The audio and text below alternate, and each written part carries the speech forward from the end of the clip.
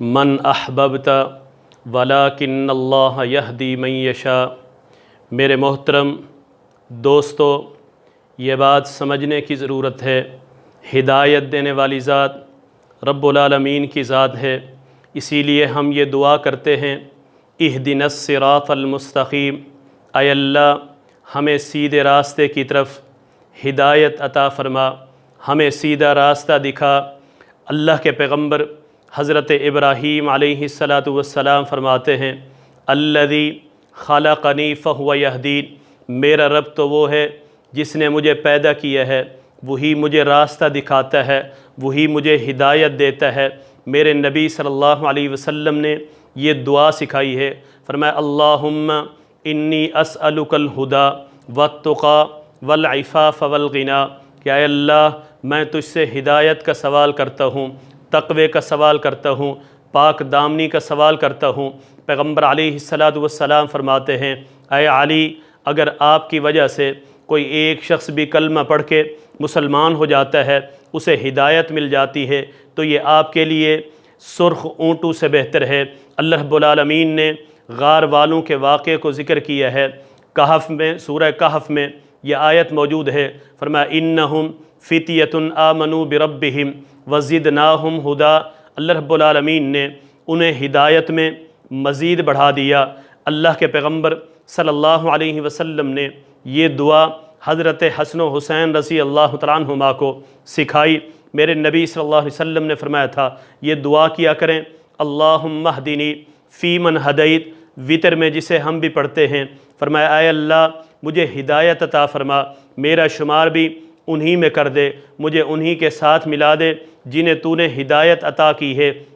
اللہ کے پیغمبر فرماتے ہیں اگر کسی کو چھینک آتی ہے تو وہ کہتا ہے الحمدللہ، دوسرا کہتا ہے یرحمک اللہ، پھر وہی کہے گا یہدیکم اللہ ویصلح بالکم، اللہ رب العالمین آپ کو ہدایت دے۔ پتہ چلا کہ ہدایت دینے والی ذات رب العالمین کی ذات ہے۔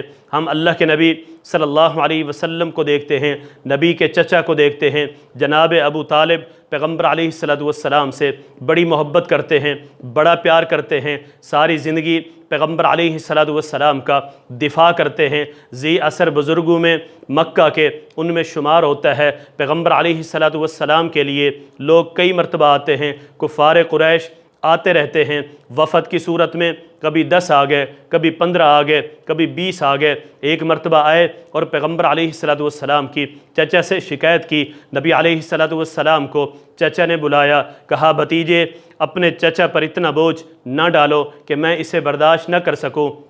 میرے نبی نے فرمایا تھا لو وضع الشمس علی یمینی والقمر علی یساری، اگر میرے دائیں ہاتھ پر چچا جان سورج کو رکھ دیا جائے، بائیں ہاتھ پر چاند کو رکھ دیا جائے، پیغمبر علیہ السلام دعوت دین سے پھر بھی باز نہیں آئیں گے، توحید کا حکم جاری کرتے رہیں گے، توحید کا درس لوگوں کو دیتے رہیں گے، اللہ کا پیغام لوگوں تک پہنچاتے رہیں گے۔ پھر چچا نے کہا تھا اس اللہ کی قسم جس کے ہاتھ میں میری جان ہے، جو دل میں آئے کرتے رہو، یہ ساری جمعیت مل کر بھی آپ کا کچھ نہیں بگاڑ سکتی۔ ایک موقع پر سیرت ابن ہشام اٹھائیے، رحیق المختوم اٹھائیے، اسی چچا نے کہا تھا کہ اس وقت تمہیں یہ تکلیف پہنچا سکتے ہیں جب آپ کے چچا کو زمین میں دفن کر دیا جائے، اس سے پہلے ممکن نہیں ہے۔ کبھی یہ کسی بچے کو لے کر، نوجوان خوبصورت لڑکے کو لے کر آتے ہیں، اس کا نام عمارہ ہے، کیا کہتے ہیں؟ کہا یہ قریش کا سب سے خوبصورت بچہ ہے، آپ اسے اپنا بیٹا بنا لیں،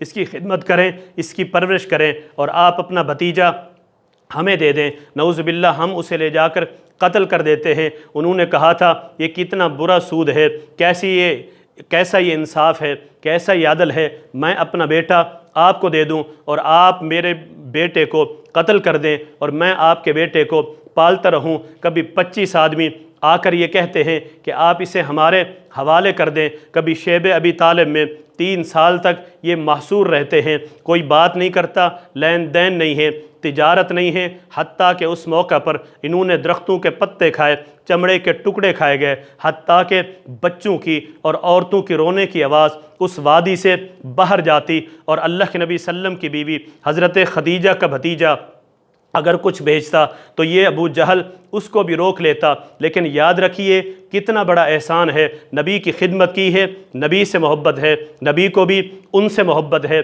لیکن حقیقت کیا ہے؟ قرآن اعلان کرتا ہے اِنَّكَ لَا تَهْدِي مَنْ أَحْبَبْتَ وَلَكِنَّ اللَّهَ يَهْدِي مَنْ يَشَاءُ۔ اللہ کے نبی صلی اللہ علیہ وسلم آپ جس سے محبت کرتے ہیں آپ اسے ہدایت نہیں دے سکتے۔ اس چچا کا آخری ٹائم ہے، آخری وقت ہے، پیغمبر علیہ السلام تشریف فرما ہوتے ہیں، فرماتے ہیں قُلْ یا عمی لا الہ الا اللہ، اے چچا جان کلمہ پڑھ لو تاکہ روز قیامت اللہ کے نبی صلی اللہ علیہ وسلم آپ کی سفارش کر سکیں۔ ابو جہل موجود ہے، دوسرے بڑے بڑے کفار موجود ہیں، کہا باپ دادا کے دین کو چھوڑ کر مرتے ہو؟ اس نے کہا میں عبد المطلب کی ملت پہ جان دیتا ہوں۔ یاد رکھیے اللہ کے نبی صلی اللہ علیہ وسلم کو بھی پیار ہے، چچا کو بھی بھتیجے سے پیار ہے، دونوں کو ایک دوسرے سے محبت ہے، لیکن ہدایت دینے والی ذات میرے رب کی ذات ہے۔ فرمایا انک لا تہدی من احببت ولکن اللہ یہدی من یشاء۔